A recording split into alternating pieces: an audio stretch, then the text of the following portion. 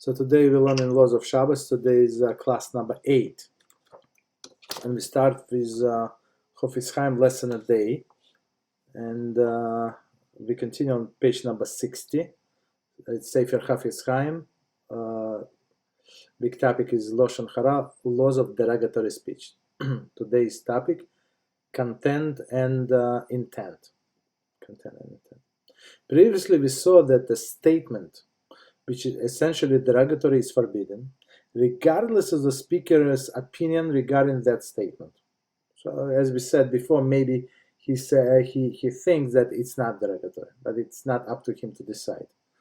Conversely, it is forbidden to utter a statement which essentially is not derogatory, if either the speaker or the listener consider it derogatory. So between them, two of them, so like my example would be they have some standards, right? And this person is not living according to up to their standards. Okay. So continue. All an illustration of this would be an individual's mode of dress, as is being discussed. Dress is being discussed. Okay. How the guy dresses. Although there may be nothing wrong with the way of a person dresses, nevertheless, it is forbidden to say that the individual dresses in this manner. Right? If either the speaker or the listener has an unfavorable impression of those who dress this way. So it could be a million reasons. The guys, of course, it's not appropriate for men to discuss the way of dress. Maybe, but maybe it's not derogatory. Like I don't know, maybe somebody's wearing pink short, for example. So, and for them, it's not appropriate. For this guy, maybe it is appropriate. What if somebody's wearing, like, a woman, like, let's say there's somebody walking around immodestly, and you say something like, okay, yeah. So that's a different. It's a different topic, right? So we say here if it's not derogatory in general, but in this context they see it derogatory. What you said, it's totally different thing. I mean, but it could be derogatory. Like you could say, like, what is that person wearing? Like, exactly. Yeah. Of course, in this case is derogatory. So if person dresses immodestly, right? He or she, doesn't matter. Let's take this example. It's a good example.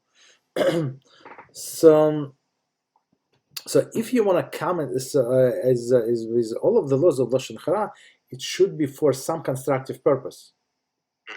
So if you try, and for example, so you standing around at the corner with Gabriel, and you show him somebody is walking in a skinny jeans, and you said that's not appropriate. That's not a Jewish way of dress. So because why? Because Gabriel entertained idea to buy the same pair. For example, he said, "What do you think?" You understand? So it would be he didn't know, or somebody else didn't know. So you told him for a constructive person, don't do it. It's not accurate. But just to discuss people who passing by, if they're not dressed appropriately, that's the problem. Unless you want to talk, I want to you come over and you want to talk to a person and or you ask Gabriel, can you help me? I mean, you know this guy better, so maybe or you know his brother. Maybe we can talk to him. He's not dressing appropriately. Right? So that would be for constructive person. But otherwise, we don't discuss people. Okay.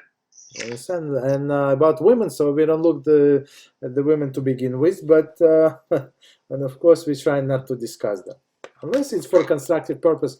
It's for example, it's she's sister of your friend. Okay, so you can talk to him like trying to help us. So basically, in all of this discussion, we try to help person. Like who is doing something wrong. It's one permitted way of speaking, or you're trying to warn others not to do the same. So it's also for a constructive purpose. Or you're afraid, or this guy is I don't know, he's he, for example, this guy is a crook, right? And he wants to, and you know that he steals money from other people. So you want to warn your friend, if it's for a constructive purpose, if your friend is looking for investment, and this guy is looking for fools who would invest with them. So you are allowed to warn your person not to do that. But otherwise, it's not for constructive, but just constructive purpose. That's what media does, right? Okay, we don't do that. All right. So continue. So did I answer your question? Yeah. Okay, good. So, but last time you guys did not ask any questions, so I was worried. So it cannot be that I'm so clear. So it sounds, so please don't be shy, even though we're recording. It's for benefit of Klal Israel. Okay. You understand? So just remember, there are no stupid questions. The only stupid question, the question that you don't ask, and that's how you learn. And you're helping yourself, and you're helping me to stay on my toes. Okay. All right. So we continue with the topic, with chapter 11. I'm not sure what chapter in your book. So if you want to tell the page. The chapter title. What's the chapter title? Kiddush becomes Seudah. Kiddush where one is. Kiddush Becomes Seudah. Hold on.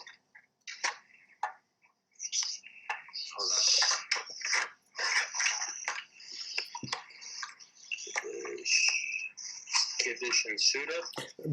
Bimakom Seudah. Kiddush where one eats. In my, it's chapter 11.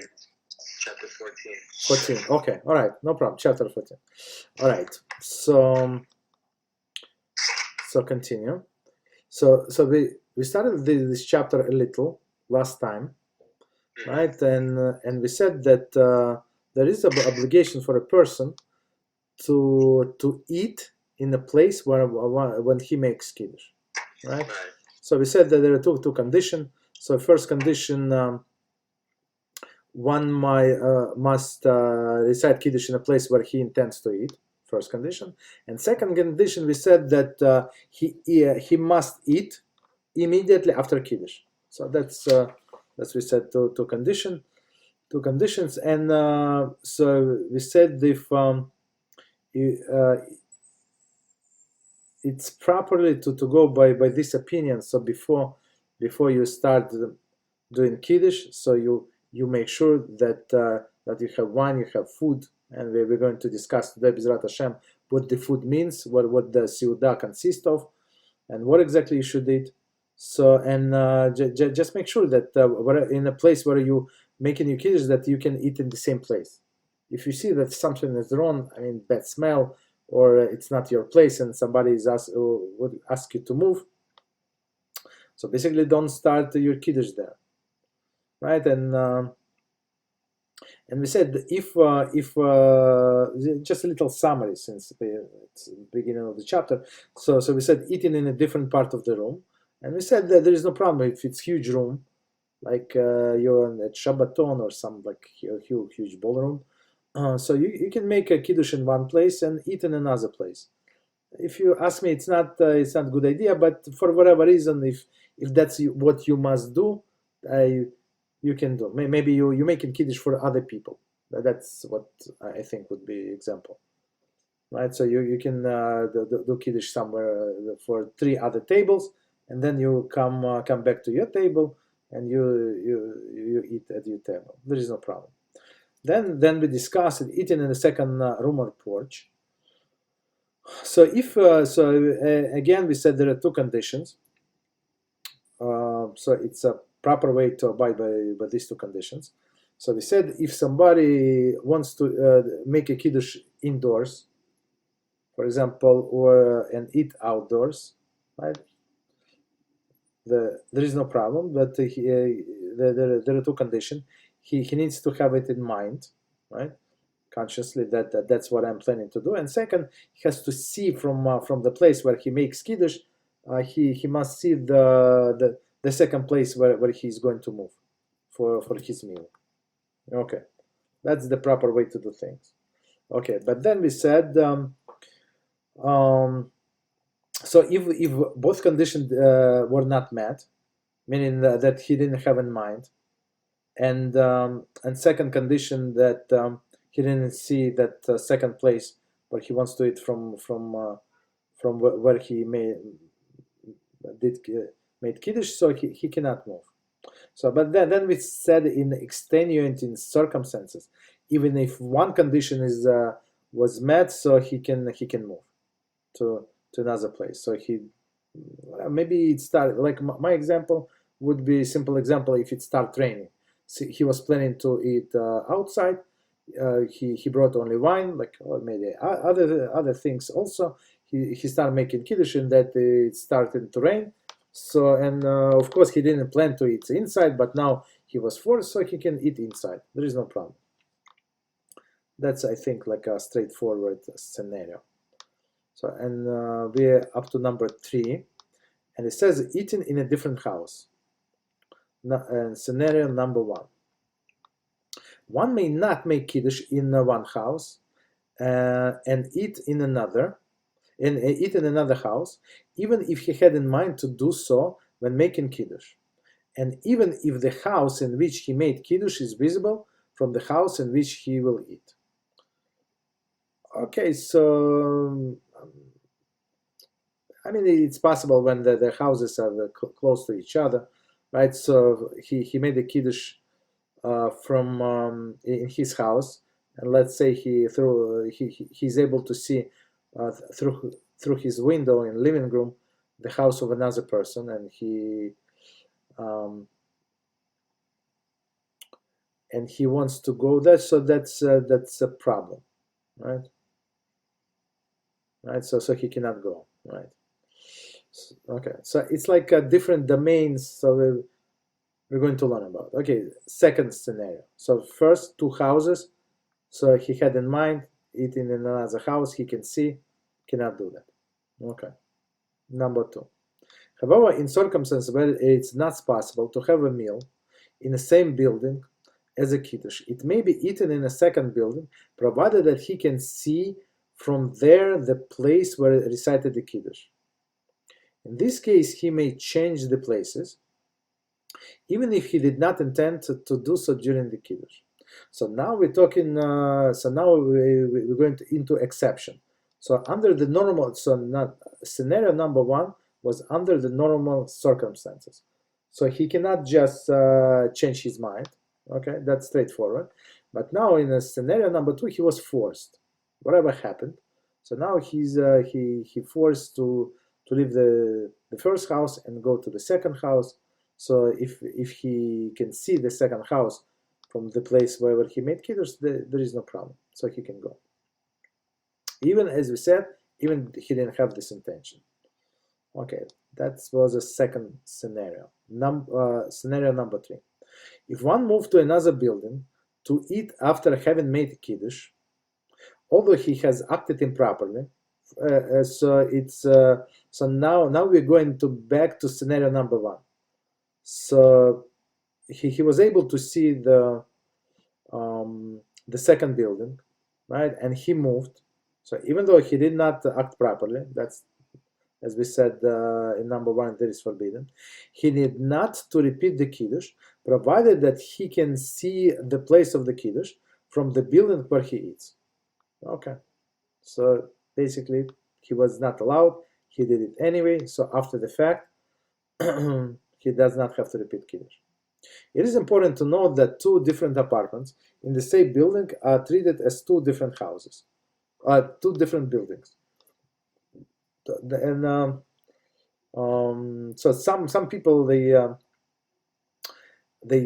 get confused about it. For example, if you live in an apartment building, so if you don't have a roof in your neighborhood, so you cannot take a bottle of wine, for example, and go to your neighbor next door, because it's going to be considered carrying. So if there is no air roof, you're not allowed. 2 apartments, 2 separate buildings. Okay. Number 4.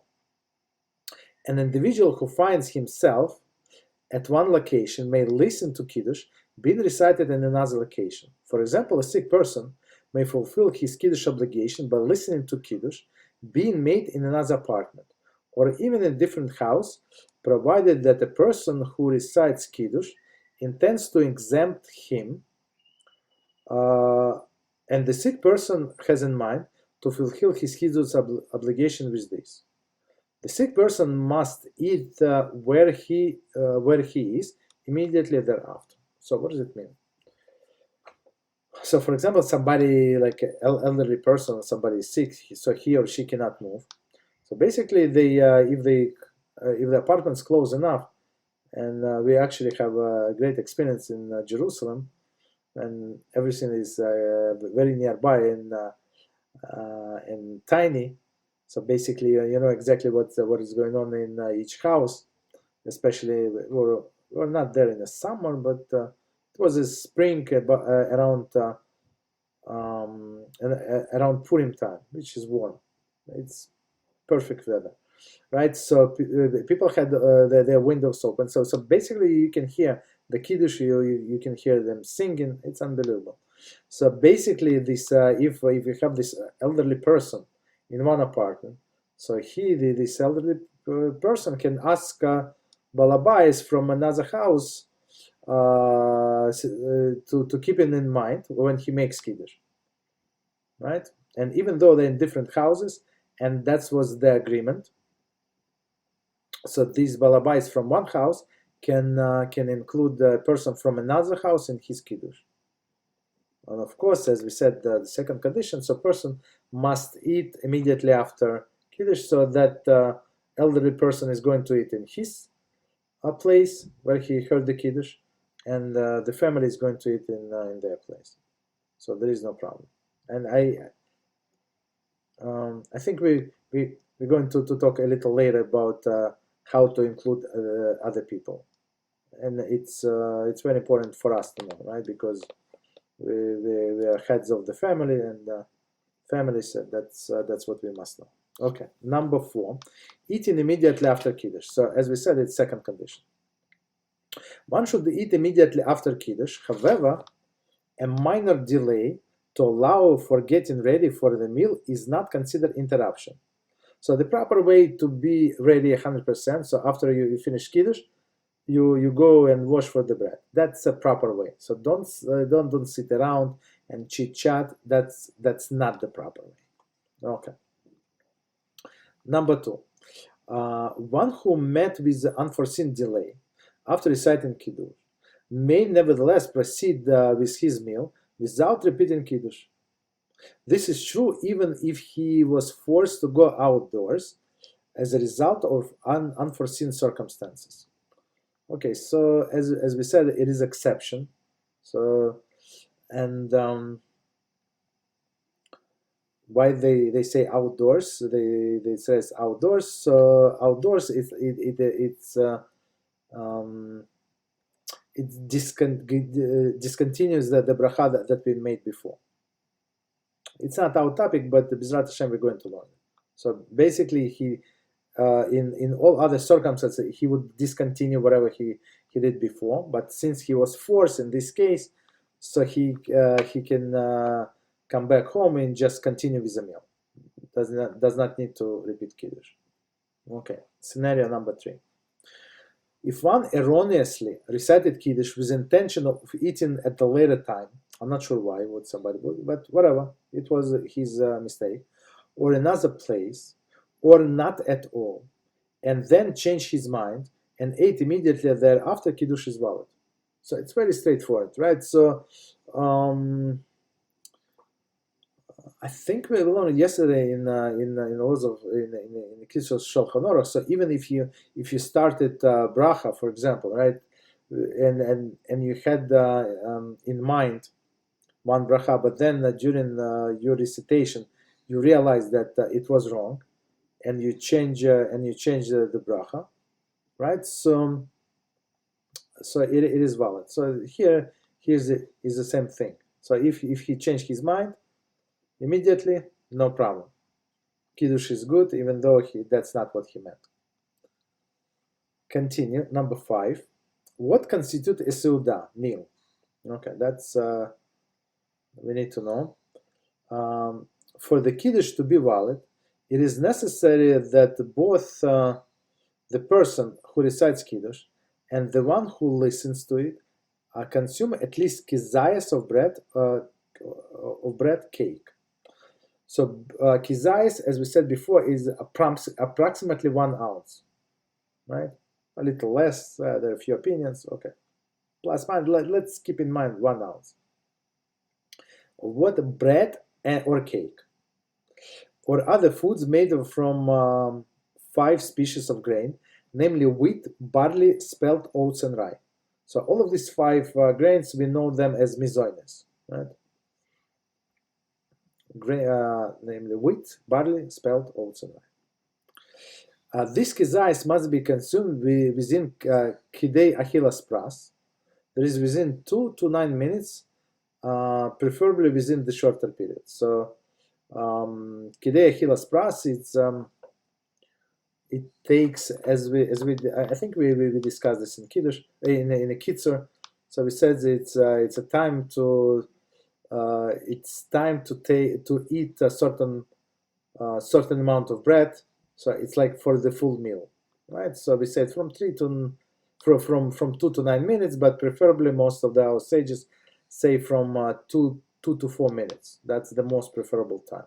And if you think kizayis, it's very small part. It's more a small piece. It's not a big deal. Okay, but that's what he needs to eat, like after the kiddush, in order to kiddush to be valid. Note: one should make certain when attending the kiddush. Sorry, I have a question. Sure. So after washing hands, for example, there's a lot of people washing hands, like I don't know, 10. Yes. And it took more than 4 minutes for everybody to wash hands. No, there's no problem when we say 2 to 4 minutes for eating. Oh, so but yes, so we didn't get to what you're asking yet, but it's a good question. So when you quiet, so it's not considered to be interruption. When you quiet, and it's for the purpose of the mitzvah. So you cannot, you're guessing somebody's house, right? And you said 10 people. Well, let's make another example. Let's say it's 50 people. And this person, the balabais or the rabbi or whoever is in charge, so he's going to wash the last. And so you cannot make a blessing like before he start eating, right? So it's that's not proper. So it could be, I don't know, 10 and 15 minutes also. Easily, right? So it's not considered an interruption. Here, when we say 2 to 4 minutes on eating, so once you got your piece of bread, right? So in 2 to 9 minutes, finish. So basically, what we do in our family, so and not only us, like that's proper way to do. Once you got the piece of bread, so try to finish this kizayas. Don't touch any other food, right? Try to finish this kizayas and then eat whatever you want. That's the proper. What about when the challah was cut and there's many people, and is there time when it has to be consumed? No. If, for example, just taking your example. So this balabais, right? So he cut this challah many pieces, and it took him, I don't know, maybe another 2 minutes, right, to do it nicely, and he passes around. So basically, this 2 to 4 minutes is from the time when you took this piece of challah in your hand and you start eating. So that's the only concern. When you quiet and you wait and until you get your piece of challah, there is no interruption. There is no problem with this whatsoever. Okay, continue. Note: one should make certain when attending a kiddush reception on Shabbos to make sure to eat full kizayis of cake or other grain products within this time span. So with cake, it's full, so some cakes they're very puffy, right? And the kizayis of bread, so it's not exactly as kizayis of cakes. For example, there is such a cake, sponge cake, right? So it would be like a big piece, or you would need to eat a big piece in order to be a kezayis. So as I tell all people what I do, and it's very good idea. So we bought ourselves like these electronic scales.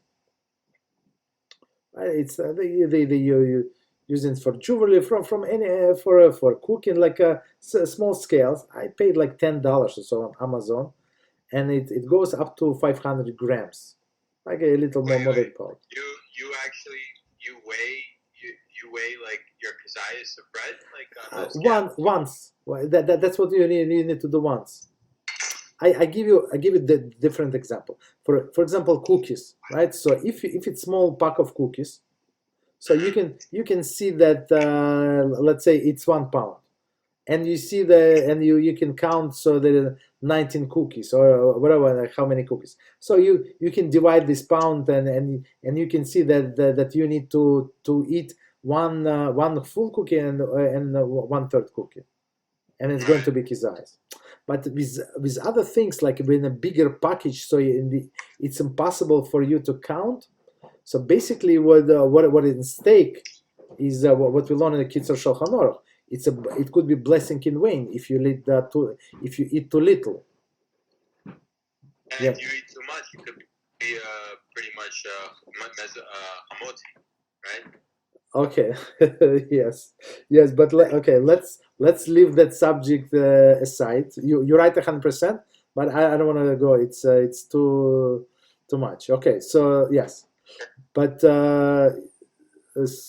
okay, so just that's why you use it. So how often do you use that scale thing? Not often. Okay, I not. had like a food scale, so I used to be a bit like nutrition and stuff. So I that's it. Perfect. That's what you should do. I give you an example of the best example, probably the best example, right? So the Pesach is coming.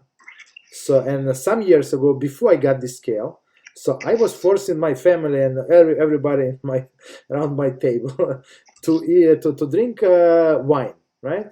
So, and then my wife, we were like, she said, you're too stringent and stuff like that. That's more than necessary. 2 times, 7 times, whatever times is more. I mean, I'm just joking, right? So when we bought the scale, right, and we weighted the cup without wine and cup with wine, so we knew precisely how much a person must drink, like because it's a biblical mitzvah. So you, like. Just like if person does not want to drink, or for example, if my mother, she's elderly person, she cannot drink that much wine, right? Okay, so we must know, I must know what is the minimum that she must drink in order to fulfill the mitzvah. So, and this was perfect. So it was I was wrong maybe by 30%.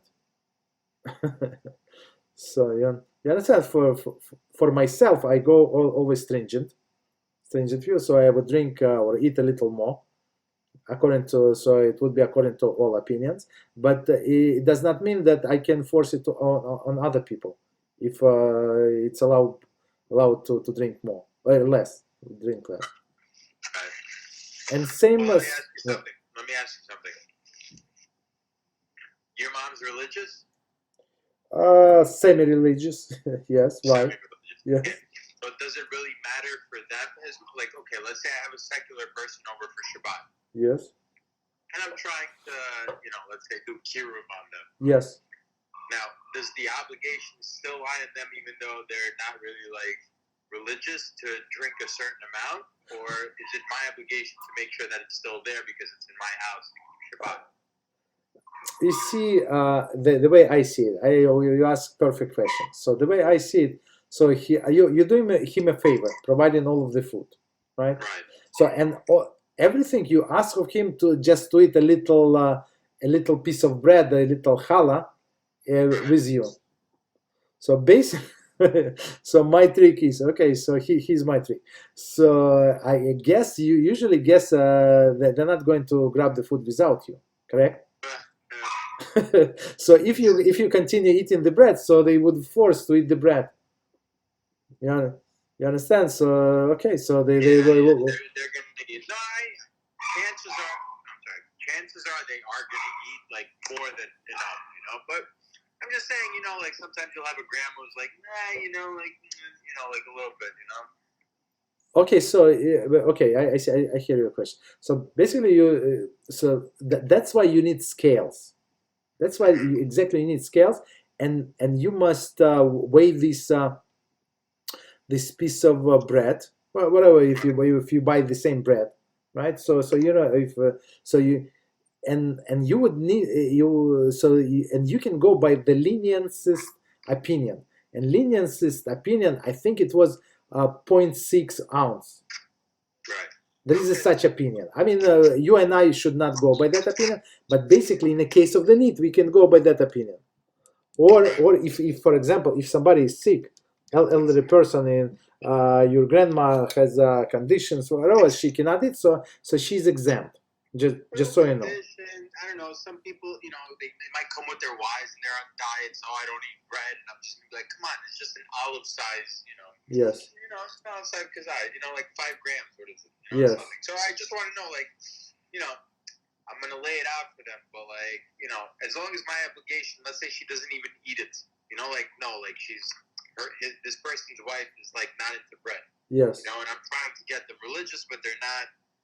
They're just not doing it. Is my obligation, is my obligation like, fulfilled just by offering it, or is it like just okay? So okay, that's a good question. So basically, explain that that's very important to eat these kizayis. What are these? 1 ounce. So and you show them. You maybe like. Maybe you, like when you weigh, you know exactly how to cut it. So if you know the person would eat only minimum of the minimum, that's what she agreed on. So that's what you must do. If she's not going to eat it in 9 minutes, in 10 hours, so it's not your fault. I mean, you ask, right? But I mean, it should not be a showstopper if they don't want to eat. Right. Okay. The only problem, so I want to, since you guys asking all of these questions, so I want to warn you about the issue. If they don't eat these kizayas during this up to 9 minutes, what is the problem? So the problem is that they cannot say Birchas Hamazon. That's the issue. Right. Well, yeah. So, chances are, if they're not eating the bread, they probably don't even want to say Birkat Hamazon. So, Okay. All right. I mean, okay. So, okay, I hear what you're saying, but it's for us. So that's why it's proper when you start eating bread, you finish with kizayas, for sure, whatever it takes, and then eat all of the other foods. Right. Yeah, for Shabbos strictly, right? No, I mean, why for Shabbos? Like every day, for example, there is. It says that, so if you want, like you need at least a kazayas of bread for Birkat Hamazon. Exactly. Okay. So my practice, that's what I've been doing for a long time.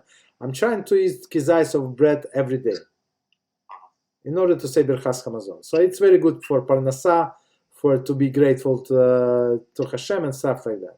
Yeah. So I don't need much more than kizayis, but I know what kizayis is, so a little more than kizayis I eat in order to say Birchas Hamazon. At least what's once. The exact measurements, like what is it?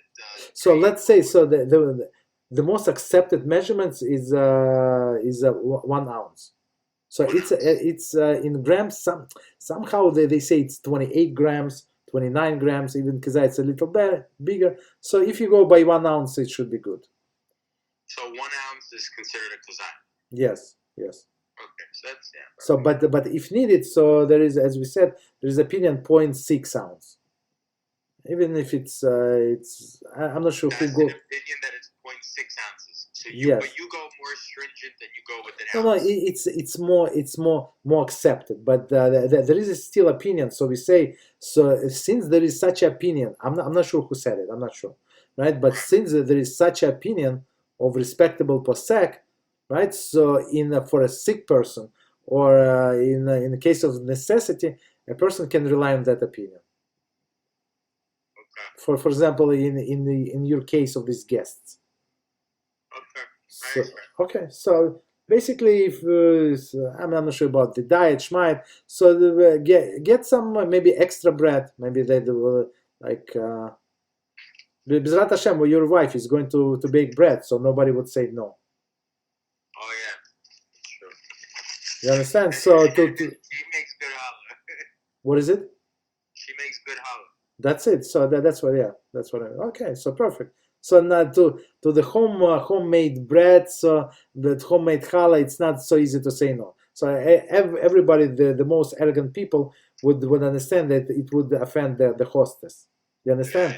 So it would be right. So it would be much harder to say no. And especially if you start with a compliment in your wife and she bakes such a big challah, I could not wait the whole week and stuff like that. So now this the guest of yours is not going to turn her nose and say no, I don't need bread. It's not that easy. You understand? So we have to be a little smart, right? Some little tricky is good. But all of these tricks is for their benefit only. You understand? Because if they don't eat, it's not considered that they say kiddush. That's the problem. Okay, so all right. So continue. That's okay. All right. So basically, he has to eat cake or bread, right? But but these scales, they very, very needed, right? Okay, continue. Number 2, even if one partakes large quantity of other foods and or beverages, if he does not have kizayas or one of the 5 grains, this kiddush is not valid. His kiddush is not valid. So it's very strong statement. So he ate, I don't know, salads and fish and meat and this and that, and it's all goes to waste. Why? Because he did not eat these 30 grams of bread. That's how important it is. Note, during Pesach, many people have a custom not to eat any cooked, baked, or baked matzahs product. Okay, we're going to explain now. It is important to remember that one cannot fulfill kiddush become seudah requirement with a cake or cookies made from potato starch or the like. Preferably, they should immediately wash and begin meal.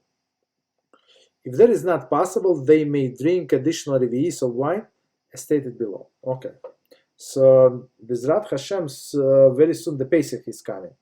Like 6 weeks to Pesach or so. And during the Pesach, I'm sure that we know, but I just want to clarify.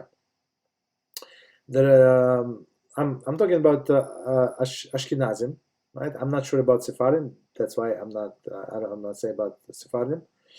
There are 2 traditions among Ashkenazim. So some eat gebrachts and some don't. So gebrachts, basically it's matzah meal. So how do you make matzah meal? Matzah meal, you take matzah, right, and you grind this matzah, and you get something like flour, right, from this, and then you can add water, and you can bake it into cakes. You can make a matzah balls, and you can do like different.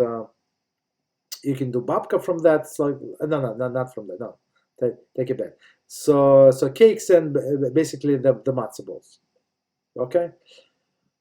So that's one tradition. And second tradition, they say they say there is no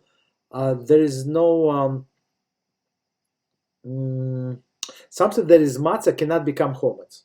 That's the approach. So if it was baked already, this dough was baked as a matzah. So even if you pour water on it, so it's still going to be matzah. But others say, so that there is second tradition that says that there is a possible that since they bake it very fast, these matzahs, right? So there is possible, they say there is still pieces of flours like they didn't get baked in these pockets, right? They have like these air pockets in the matzah. So maybe when they're going to mix it with water now, So this matzah is going to this flour is going to become chometz. So that's why they would not eat something that was mixed with like matzah meal, meaning matzah that was grinded and became flour again, and then you trying to reconstitute. They would not eat this. So basically, these people do not eat usually. I mean, the people who do not eat this mix that is called gebrachts, they would not eat in the houses of other people that would eat these matzah balls, for example. Right? So on Pesach, you have two kind of cookies or cakes.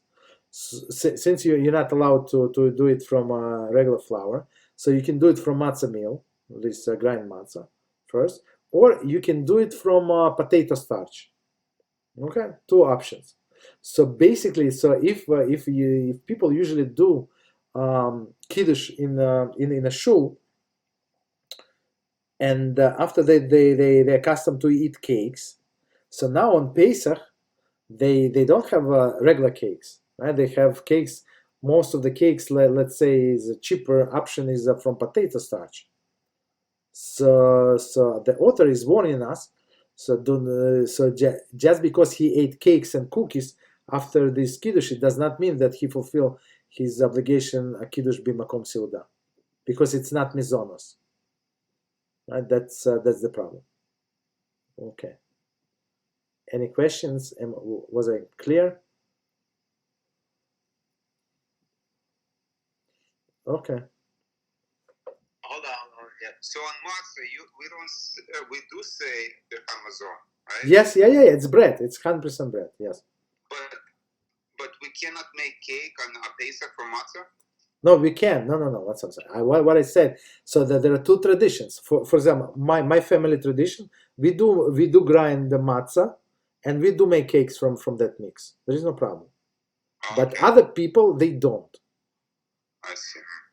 So many cookies. So I'm not a cookie expert, but I would say the majority of the cookies or cakes, whatever you're going to buy for a Pesach, they're going to be from potato starch, even though they look like they make it look like real cake. I mean, from the flour, but it's not. There is no. It's not mizonas. It's 100% shechakol. It's only from potato starch. So the author is warning us not to mix and do check whatever you're eating, because if you eat this this pound of these cookies from potato starch, it's not going to be like that you fulfill this mitzvah of the big kiddush b'makom seuda. So it's not meal. Okay. Got it? Okay. That's I mean, it's not our subject, but since we're on that subject and Pesach is coming, so I think it's good. Okay, continue. So basically, you can adopt any custom if you don't know your family custom. So it's general approach. So some people say that you should adopt the custom where your family came from, what they absorbed there, but it's not so simple to know. So okay, so if you want to adopt the more lenient custom, so you can say that you eat this gebracht, and you save yourself from a lot of headaches. That's okay. That's what I would advise. Okay, continue. Number 3. So basically, is the general approach. So if the stringency were not part of your family, right? You're not part of your tradition, so don't accept extra stringency, right? So simply, when you're ready, when it says in Shulchan Aruch, when Mishnah Brura says that's what we do, that's a proper way to do that, so that then you accept, but otherwise do not accept. Okay, so number 3, if one has wine or grape juice, but no food made from the 5 species of grains, he should drink the mlolug maf and then additional full revi'is. By doing so, he has fulfilled his kiddush b'makom seuda requirement. If he has only 1 revi'is, should consume it all as his kid should consume it all and his kiddush is valid. Okay, so let's stop here and explain. So here's a different scenario. So this guy does not have bread and he does not have cake. So the third option of the meal, right, for the meal, is to drink wine or grape juice. So the straightforward scenario, if he has enough wine or grape juice, so he makes kiddush on this wine or grape juice and drinks the minimum requirement, which is mlolog maf. Mlolog maf, it's we said whatever fits chick-full, right? We call it chick-full. So and we said it's approximately half of the revi, approximately plus minus, right? And revi we said let's say average, as since we're talking about Friday night kiddush, so it's 4.2 ounces, right? So I go by a little stricter opinion, but it's not necessary, right? But I mean, because we drink light wine, it's not so heavy like they would make anybody drunk. So all right, so that's good. So basically, he can drink this 2.1 ounce, right, as for his kiddush requirement, and then he should drink another revi'is, which is 4.2 ounces, as his meal, right? And we know that wine is satiating. So when you drink a glass of wine, you're not as hungry as before, right? Because as we know, there are many calories and stuff like that. So basically, that's what's his meal. Mlolog maf, 2.1 ounce for the requirement of kiddush, and the whole revi'is for the requirement of meal. Okay, so now we go with exceptions. However, just one second. Then we says if he has only one revi'is, he should consume it all. And his kiddush is valid. So the first was the most preferable option, so to split it. So first, this mlolog maf I do for kiddush requirement, and second, and the whole revi I do as my meal. Here they have they say if the only wine he has it's only one revi'is, so he drink it all, and after the fact he fulfill his requirement of kiddush and have meal at the same place. However, a revi'is or more, or even more, or hamar medina cannot be used to fulfill the mikom seudah requirement. So we said about hamar medina. So hamar medina we classify as a beverage of the country. So the beverage of the country, for example, the most common example is a beer. So at night you cannot say blessing on a beer, right? But during the day you can. During the day, or for Havdalah. Wait, you can't say blessing on what? I'm sorry. On a beer or a liquor. Okay. Yeah, or liquor. During the day. Yes, only during the day you can, but during the night you cannot. And here they say, however, revi'is or even more hamar medina cannot be used to fulfill the mikom seudah requirements. So even though in some cases you can fulfill your obligation with this hamar medina, right, with this beverage of the country, let's say liquor, but you cannot use it for a meal instead of the meal. You understand? So a person who fulfills kiddush obligation by listening to someone else's kiddush need only consume revi'is to fulfill his requirement of kiddush b'makom seudah. So here's the last sentence. He's talking about a person who does not have I mean, if I'm as a host don't have wine, so of course my guests don't have wine, right? So no, not wine, bread. I apologize, bread or cookies. So in this case, all of us have to drink these revi'is. right? For this kiddush to be valid. I have to drink and all of my guests. So I think if it's revis and it's only grape juice, there is no problem. So everybody can drink. And then we can continue with salads, with fish and meat and everything. Okay. Scenario number 4. One who is unable to eat kizayis or drink the extra wine needed to fulfill the kiddush bimakom seudah requirement, for example, a sick person, should not make kiddush at all. If this happened on Friday night, he should make full kiddush on Shabbos morning. If it happens Shabbos morning, he may still make kiddush until nightfall or Motzei Shabbos. See chapter 7. Okay, so let's try to understand what it says here.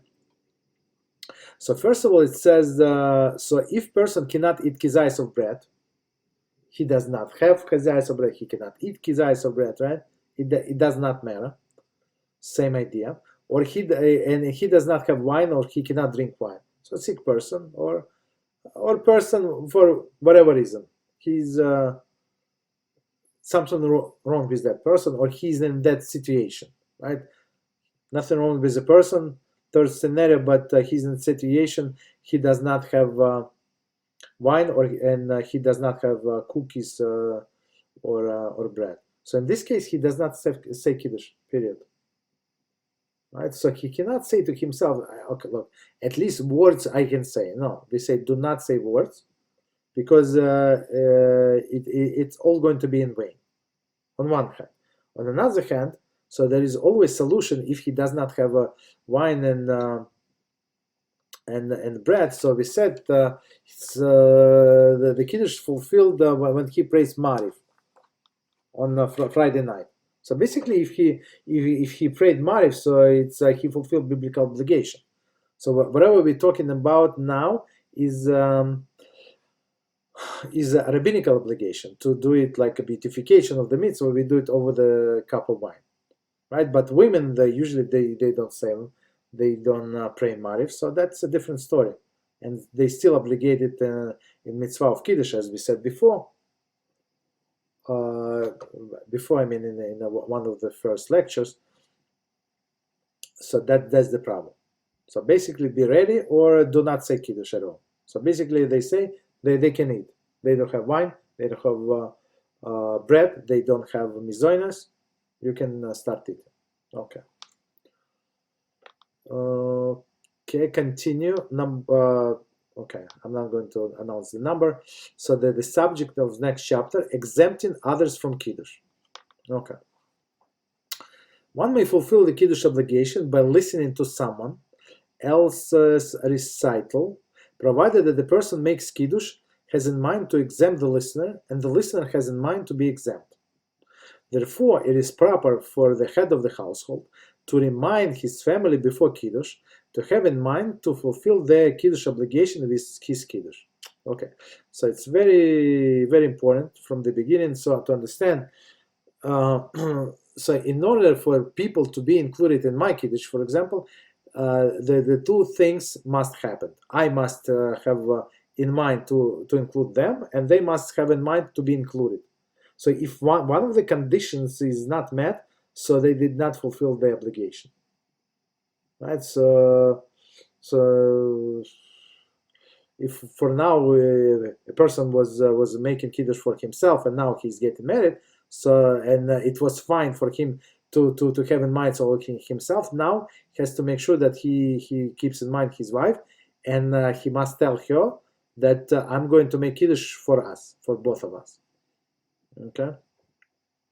And when other people, so second paragraph says, so as Moshe was saying, you have extra people, some people you're trying to mikarev, bring closer, right? So you tell them, so we're going to make a kiddush, so I'm going to include you in my kiddush, and just keep in mind that you want to be included. So that makes, so explain like few words about the kiddush. That's the proper way. So only when two conditions are met, a person is included. Okay. Continue. Reciter. Our sages learn from the pasuk in Mishlei, in the presence of the multitude lies the king's glory. that the participation of many people is a mitzvah. That the participation of many people in the mitzvah gives greater honor to Hashem, that then in each would perform the mitzvah individually. So that's a basic rule everywhere. So the more people like praying together, eating together, and they say Birchas Hamazon together, so the more glory to the king. Okay, the more respect. Right? Therefore, when a group of people assemble for Kiddush, it is preferable that one person recite Kiddush for all of them rather than each recite it separately. Okay?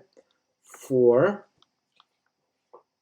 this reason, it's customary for the head of the household to recite the Kiddush on behalf of everyone else. Okay, so that's the proper way, especially if people do not know how to recite Kiddush and stuff like that. So you don't want to like put them on a spot and say he's Siddur and try to recite it. Even in English, doesn't matter. All right. On one hand, on another hand, it's as we discussed before, there is a custom in many Ashkenazic families. The head of the household make his own kiddush. So, for example, if I go to somebody else's house, so the host would say, so we would keep quiet, answer amen, let him drink this and that, let everybody drink around the table from his family, and then I'm going to make my own kiddush. So, but I would tell him beforehand, I'm going to make my own kiddush. Nobody get offended. Nobody. I mean, it's a known tradition. So that's also custom. Okay. So number 2. So, but you can go by either custom, whatever you want. So if you don't feel comfortable, you go to your rabbi's house, to your teacher's house, and you think that he's going to get offended and stuff like that, and that his kiddush is not good enough, or whatever. So you can go by his kiddush. There is no problem whatsoever. Or if he knows, of course, if he's a rabbi, he's a teacher, he knows, and it's not he's not going to get offended. B'ezrat Hashem. Okay, continue. Number 2. A person who recites the kiddush should not talk at any time during the recital, because this would constitute an impermissible interruption. If he mistakenly interrupts the kiddush bracha, asher kiddushono, right? That's the third paragraph, by speaking, he need not repeat the entire bracha, but may continue on from the point in the interruption. If he spoke during Barepricha Geffen bracha, he must repeat the bracha. Okay, so as we said, so very, very, very important is the third paragraph. So we're talking about Friday night, third paragraph. So if he if he spoke, I'm not sure why he need to speak. The whole kiddush is, I don't know, maybe like I'm trying to sing like part of it, but still, like how long does it take? Maybe 1 minute. Maybe 1.5 minutes. So just keep quiet. That's the thing. But if the person cannot keep quiet, and somebody says Asher Kiddushono, so it's basically a part of the bracha. So he has to repeat. He needs not to repeat the entire bracha, but may continue. So he basically heard like most of the kiddush, like I don't know, like let's say 80% of the kiddush he heard, and now he spoke for whatever reason. So he would need to make up these words, whatever he missed. You understand? So the balabais is the one who makes the kiddush. He cannot go back and for him to say this bracha again. That's it. It's done. He already did it, and he's going to finish kiddush now. But the person who spoke in the meantime, I mean, he has to hear, as we said, every word. So he can start from whatever he interrupted, and he can make like finish kiddush by himself. Okay. So one more time, and so we have continuation. So it says, if he mistakenly interrupted kiddush bracha, so last bracha, asher kiddushono, who sanctified us his commandments, basically. by speaking, he need not to repeat the entire bracha, but may continue from the point that he interrupted. Okay, that's the thing. If he spoke during Bore Pricha Geffen, brachat, so on a wine, so he must repeat the bracha. So he must repeat bracha if before he drinks the wine, right? If he's not going to drink the wine, there is no problem. He does not need this bracha, basically. Okay, so time is up.